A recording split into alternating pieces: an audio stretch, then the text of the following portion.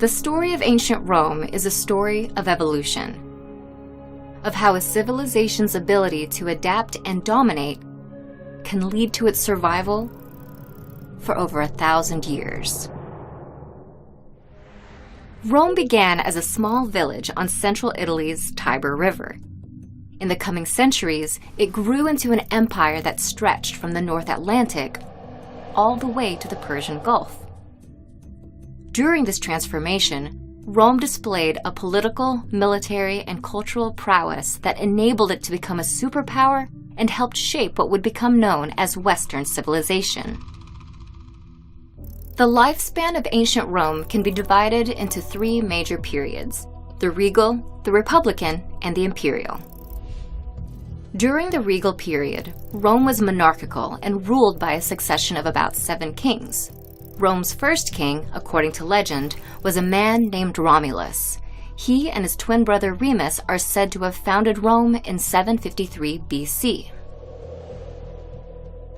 In 509 BC, Rome adopted a republican system of governance in which the state was primarily ruled by 2 annually elected representatives called praetors, who were later called consuls. One of them became a famous general and dictator, Julius Caesar. The imperial period followed. It was characterized by the rise of the Roman Empire and notorious leaders such as Octavian, Rome's first emperor, who ushered in an era of peace, and Nero, who, some scholars believe, was Rome's cruelest emperor. Rome's focus and pride in its military was vital to the civilization's growth, and this ethos was evident as early as the regal period, when Rome was only a small village. Still, Rome slowly conquered and annexed neighboring peoples. This slow and steady expansion eventually led to the Romans' domination of the Italian peninsula and the entire Mediterranean Sea, where they conquered the Greeks, Egyptians, and Carthaginians. Military conquests would later help Rome conquer lands as far away as Britain and Iraq. This massive scale and growing populace necessitated advancements in Roman engineering. Aqueducts were constructed, which increased the public's access to water, helped improve public health, and paved the way for Rome's famed bathhouses. A 50,000-mile-long road system was built as well. While made originally for the military, it facilitated the movement of people and ideas throughout the empire.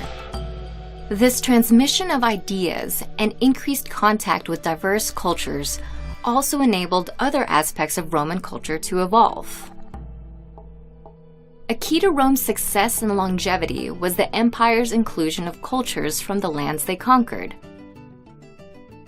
From the nearby land of Latium, Rome acquired the Latin language, which became the empire's official language and the ancestor to Europe's Romance languages. Romans also adopted cultural aspects from the ancient state of Etruria, including their religion, alphabet, and the spectacle of gladiator combat. However, no other civilization influenced the Romans as much as the ancient Greeks. Their influence is probably most apparent in Rome's art and architecture. Upper-class Romans commissioned paintings and sculptures to imitate Greek art. Greek architectural styles, such as columns, were implemented in Roman structures, such as the Pantheon and Colosseum. One cultural shift in particular that resonated throughout the empire was the rise of Christianity. Originating in the Middle East, the religion found a strong advocate in Constantine I, the first Roman emperor to convert to Christianity. He enabled Rome's transition into a Christian state and encouraged the religion to spread across Europe. By the 4th century, after a lifespan of over a millennium, the Roman Empire declined. Factors including political corruption, economic crises, and class conflict led to the empire's decay from within, while invasions and other military threats caused it to break down from outside. Rome's ability to incorporate diverse cultures, dominate rivals, and adapt political systems to the needs of its people are all lessons to be learned for time eternal.